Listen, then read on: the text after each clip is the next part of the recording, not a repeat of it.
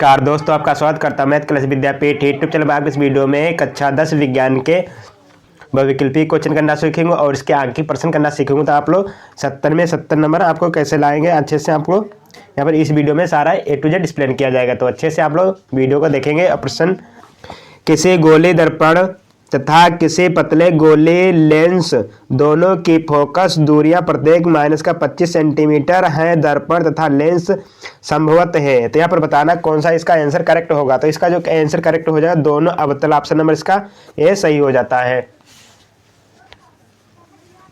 दो माध्यमों के सीमा पृष्ठ पर एक प्रकाश की किरण लंबवत आपतित होती है तो अपवर्तन कोण होता है। तो यहाँ पर अपवर्तन कोण हो जाएगा और 0 डिग्री हो जाएगा। ऑप्शन नंबर इसका पहला सही हो जाता है। 20 सेंटीमीटर फोकस दूरी वाले उत्तल दर्पण के सामने 20 सेंटीमीटर की दूरी पर स्थित वस्तु का प्रतिबिंब बनता है। तो बताना कहाँ पर बनता है। जो प्रतिबिंब बनता है वो क्या बनता है, 10 सेंटीमीटर दूरी दर्पण के पीछे। तो ऑप्शन में इसका पहला सही हो जाएगा। प्रश्न नंबर 14, अभिनेत्र लेंस की फोकस दूरी में परिवर्तन किया जाता है। तो प्राच्छांभी, तो यहाँ पर हो जाएगा प्राच्छांभी द्वारा। तो ऑप्शन में इसका सी सही हो जाएगा।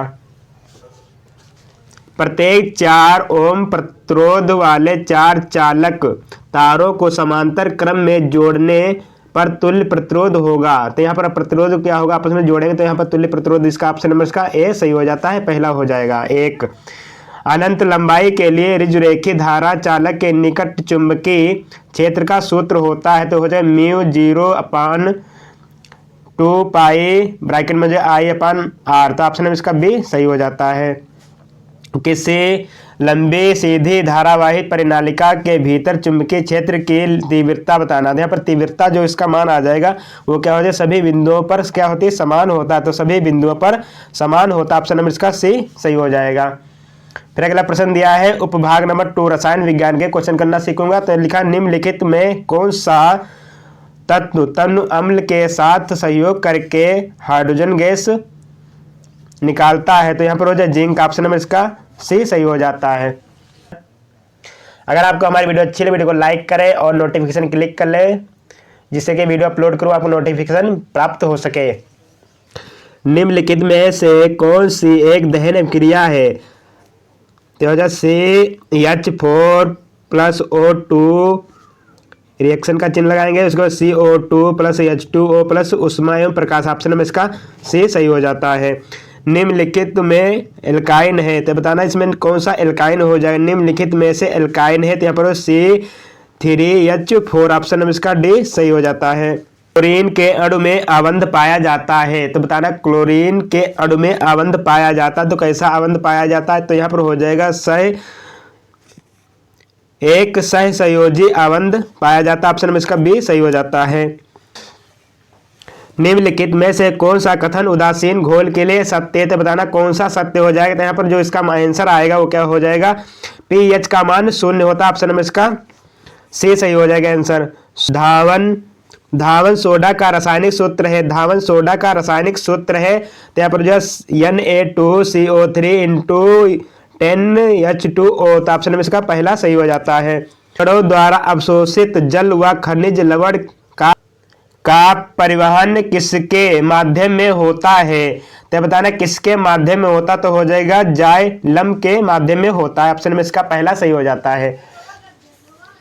निम्न में से किस पौधे में पुष्प एक लिंगी होता है। तो बताना पपीता में एक लिंगी पौधा होता है। शुक्राणु में ऑटोसोम गुणसूत्रों की संख्या होती है। तो यहाँ पर हो जाएगा 44 होती है। ऑप्शन नंबर इसका डी सही हो जाता है। निम्नलिखित में से कौन सा जीन प्रारूप शुद्ध गोल बीजों को प्रकट करता है। तो यहाँ पर हो जाएगा RR। ऑप्शन में इसका डी सही हो जाता है।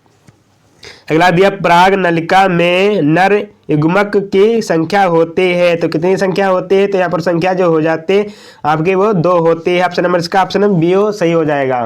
अगला प्रश्न दिया, खाद्य श्रृंखला में शाकाहारी जंतु होते हैं। तो कौन से जंतु होते हैं। तो इसका जो प्राथमिक उपभोक्ता कहलाते हैं जंतु।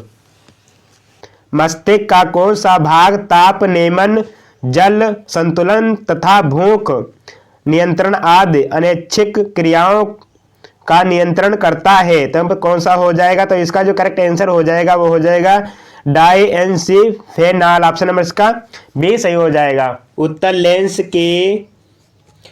लेंस 30 सेंटीमीटर दूर स्थित एक वस्तु का वास्तविक प्रतिबिंब 20 सेंटीमीटर बनता है। लेंस की फोकस दूरी ज्ञात कीजिए, स्वच्छ किरण आरेख भी खींचिए। तो इस तरह से आपका क्वेश्चन पूरा दिया। तो यहाँ पर लिखेंगे, तो यहाँ पर जो मान हो जाएगा आपका, तो उत्तल लेंस की फोकस दूरी का जो मान दे रखा, तो आपको कितना दे रखा, तो यहाँ पर लिखेंगे यू, गिवन डाटा लिखेंगे, दिया है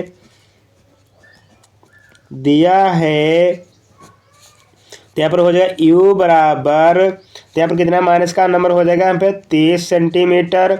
उसके बाद प्रतिबिंब आपका दे रखा, तो v इक्वल टू बराबर यहाँ पर हो जाएगा 20 सेंटीमीटर। और यहाँ पर क्या करना है, एफ का मान निकालना। तो यहाँ पर क्या फोकस को मान निकालना, तो फोकस ज्ञात कीजिए। तो यहाँ पर फार्मूला जो होता है उत्तल लेंस का, तो लिखेंगे 1/f बराबर 1/v माइनस 1/ हो जाएगा आपका u।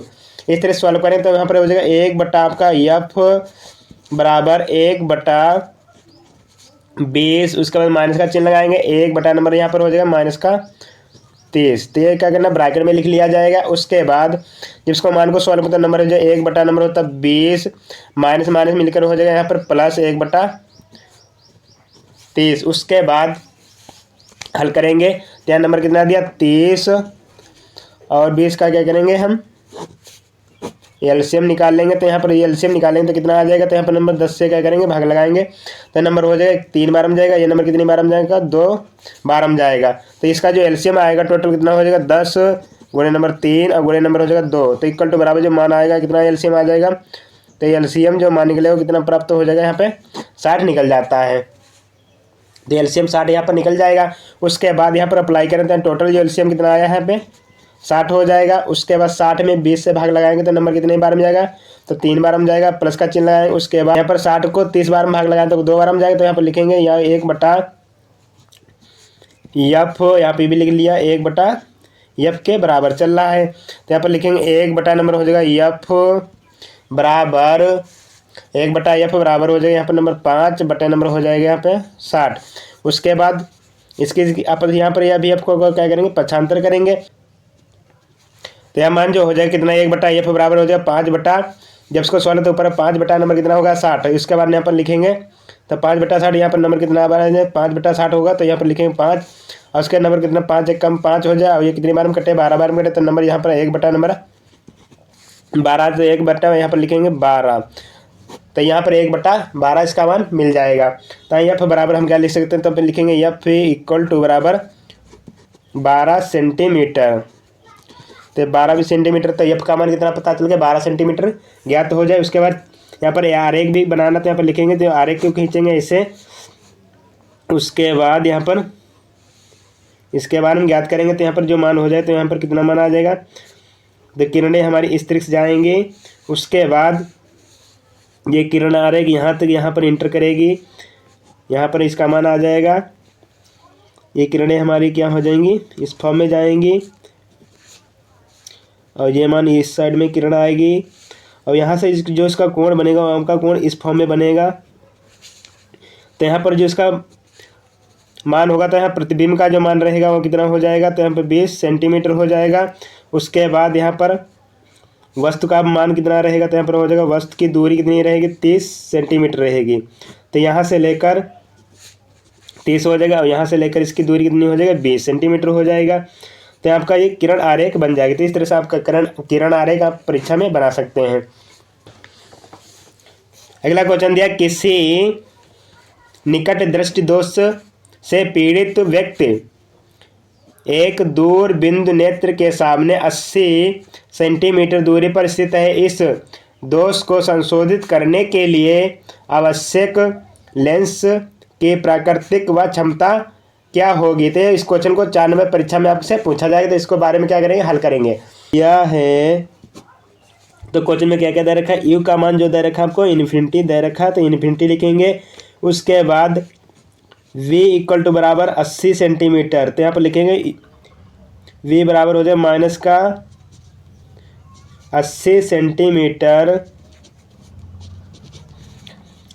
एफ बराबर प्राप्त करना, तो यहाँ पर एफ का मान निकालना, तो यहाँ पर एफ का मान क्या करना है, निकालना पड़ेगा आपको। उसके बाद 1/f बराबर जिसका मान आ जाए कितना लिखें, तो यहाँ पर 1 बटा हो जाए यू का मान कितना दे रखा, माइनस का 80 सेंटीमीटर, माइनस यू का मान दिया है इन्फिनिटी, तो यहाँ पर लिखेंगे माइनस का हो जाए इन्फिनिटी। जब इसको सॉल्व करते हैं नंबर आ जाएगा 1/f बराबर माइनस का 1/80 मान इसका मिल जाएगा। जब इसको सॉल्व करते हैं यहाँ पे एफ बराबर जो हल करके आएगा मान, तो यहाँ पर एफ बराबर जो मान आएगा माइनस का हो जाएगा 80 सेंटीमीटर। जब इसको मीटर में कन्वर्ट करेंगे तो इसका जो मान आएगा वो कितना हो जाएगा, माइनस का 0.8 मीटर मान इसका मिल जाएगा। तो यहाँ इस फॉर्म में इसका मीटर एफ बराबर प्राप्त हो जाता है। तो यहाँ पे ये सेंटीमीटर में मान हो जाएगा, ये आपका मीटर में प्राप्त हो जाएगा। उसके बाद यहाँ लेंस की क्षमता निकालना, तो लेंस की क्षमता P = बराबर हो जाएगा P बराबर 1/f, तो यहाँ पर लिखेंगे 1/f का मान दिया है, तो यहाँ पर कितना हो जाएगा, माइनस का 0.8। जब इसको सॉल्व करते हैं यहाँ पर जो मान हो जाएगा P बराबर, तो लिखेंगे P बराबर जिसका मान प्राप्त होगा कितना हो जाएगी, जब इसको हल करेंगे तो यहाँ पर ये क्या करेंगे, पॉइंट जब हटाएंगे तो मान ऊपर कितना संख्या हो जाएंगी, तो यहाँ पर नंबर आ जाएगा 10 और बटे नंबर हो जाएगा यहाँ पे 8। इस फॉर्म में आपका मान इसका मिल जाएगा। जब इसको हल करेंगे तो नंबर हो जाएगा 8 एक कम 8, और कितनी बार में कटेगा, ये भी मान क्या करेगा, एक बार में कटेगा। उसके बाद पॉइंट लगाएंगे, यहाँ नंबर कितना होगा, 0 हो जाएगा। तो नंबर यहाँ पर दो संख्या बढ़ जाएंगी, तो यहाँ पर 2 बार में 8 दूनी नंबर होता है 16, उसके बाद 4 होता है, तो 8 पंचे नंबर होता है 40। तो यहाँ पर इसका जब मान हल करेंगे तो 1.25 बार इसका मान हल होगा। तो यहाँ पर इसका मान आएगा तो माइनस का लिखेंगे 1.25 डायोप्टर। तो इसका जो मान आ जाएगा कितना प्राप्त होगा, तो P बराबर तो माइनस का 1.25 डायोप्टर इसका मान कंप्लीट हो जाता है। कैसा लेंस हो जाता है, यह अवतल लेंस हो जाए, अवतल लेंस। तो लिखेंगे कैसा लेंस हो जाए, तो यहाँ पर अवतल लेंस हो जाएगा। तो यहाँ पर कौन से लेंस की आवश्यकता पड़ेगी, तो अवतल लेंस की आवश्यकता पड़ेगी। तो यहाँ पर अवतल लेंस की आवश्यकता पड़ेगी, यहाँ पर लिखा तो ना, पूछा आपसे कौन सा लेंस की आवश्यकता, तो अवतल लेंस की आवश्यकता होगी। प्रश्न नंबर दिया 3, तो प्रश्न नंबर 3 को सॉल्व करते हैं। लिखा संलग्न विद्युत परिपथ में ज्ञात कीजिए A बराबर तथा B बिंदुओं के मध्य तुल्य प्रतिरोध। उसके बाद अगला दिया बैटरी से प्रभावित धारा का मान ज्ञात कीजिए। C पॉइंट में दिया B के बीच का विभवांतर। यहाँ आपको ये सर्किट दे रखा है, इस सर्किट को करना है, हल करना। तो ये सर्किट जो हल करेंगे तो यहाँ पर हो जाएगा, तो यहाँ पर लिखेंगे प्रथम पॉइंट, तो यहाँ पर प्रथम पॉइंट में के बारे में लिखेंगे तो हो जाएगा A बराबर, तो A बराबर लिखेंगे यहाँ पर जो मान होगा पहले पॉइंट में। उसके बाद कितना दिया, 1 ओम दिया है, दूसरा दिया वो भी 1 ओम दिया है, और उसका तीसरा मान भी दिया कितना, 1 ओम। तो पर 1 ओम। तो सारे क्या नंबर दिए, सीरीज में दे रखे, तो तीनों तो लिखेंगे तीनों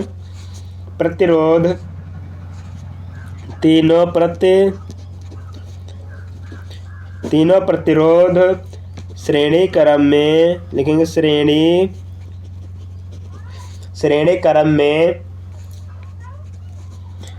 क्रम में हैं। तो यहाँ पर 1 ओम ये तीनों क्या है नंबर, श्रेणी क्रम में दिए, तो इनको आपस में क्या जोड़ेंगे। तो फिर लिखेंगे तुल्य प्रतिरोध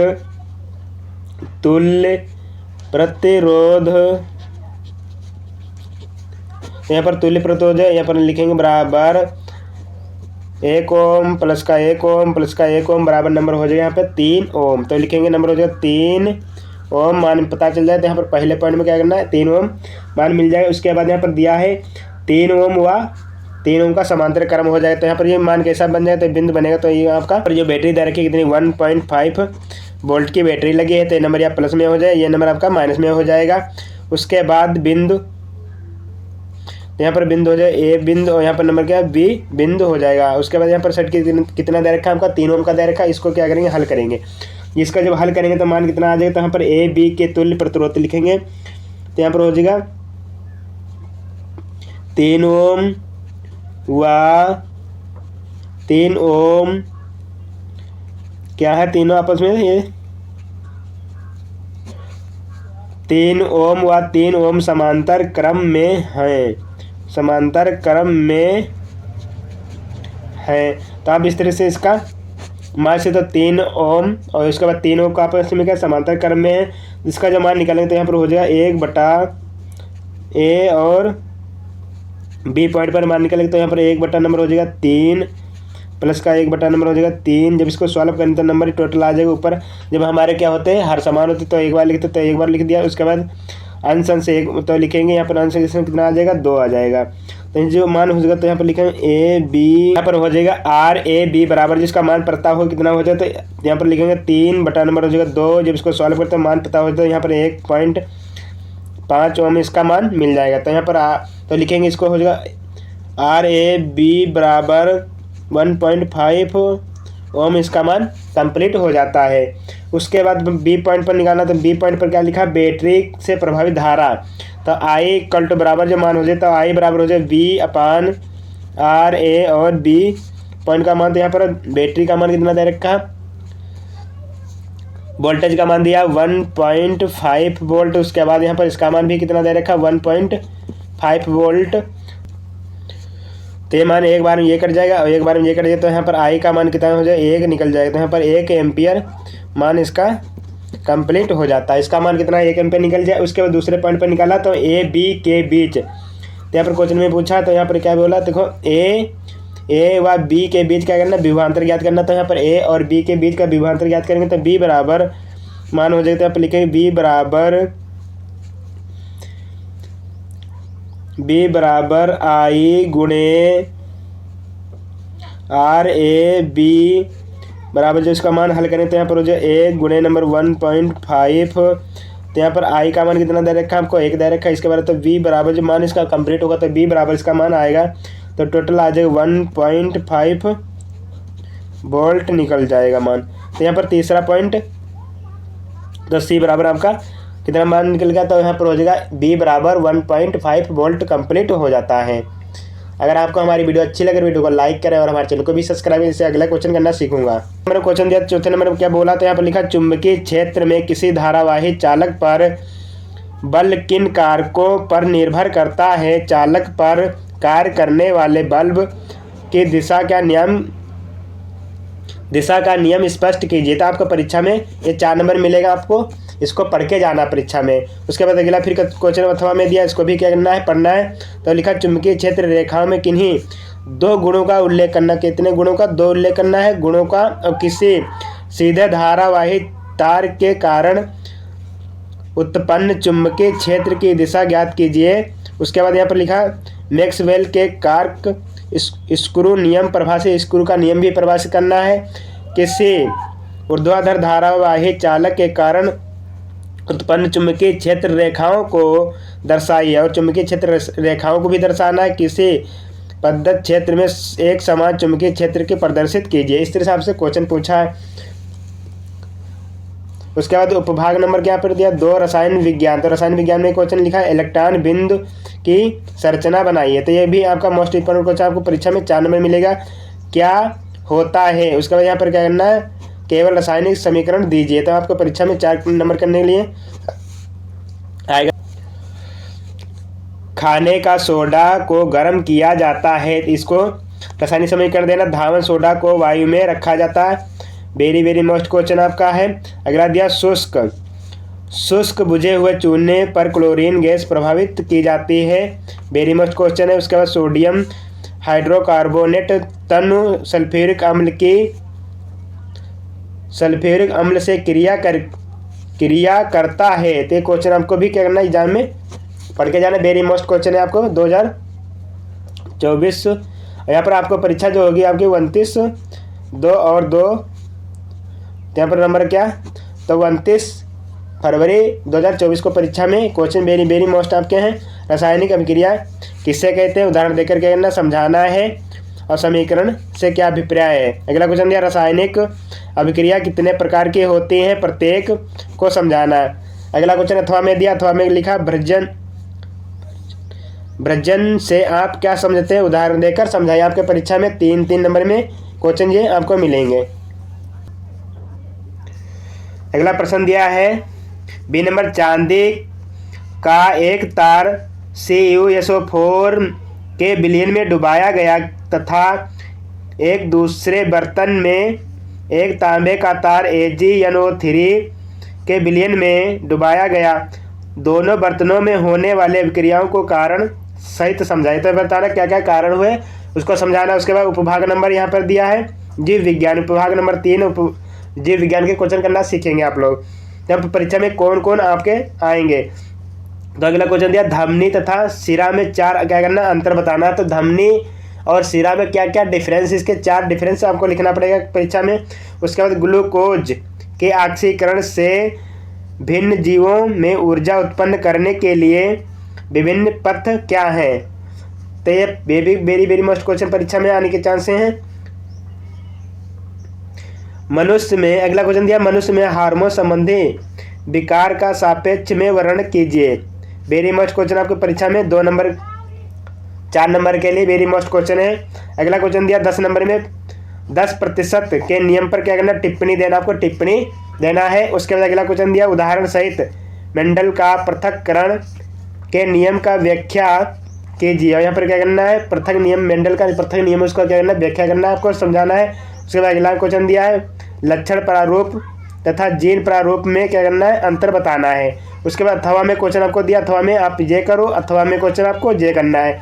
तो भारत में जनसंख्या की वृद्धि के कारण तथा परिवार नियोजन के उपायों का वर्णन कीजिए। आप परीक्षा में 6 number very very most question आपको ये हर बार क्वेश्चन आता है आपका। उसके बाद अन्यथा आपको ना A और B के रूप में भी दिया है, तो 3-3 नंबर में आप ये करो और ये करो। तो टोटल कितने आपको नंबर का मिलेगा, तो टोटल 6 नंबर आपको ये भी क्वेश्चन है। तो इस तरह से पूरा क्वेश्चन आपको पढ़ के जाना है। अब ये very very most question model paper है आपका। आई होप हमारी अगर आपको हमारी वीडियो अच्छी लगी, वीडियो को लाइक करें और हमारे चैनल को भी सब्सक्राइब करें। Thank you.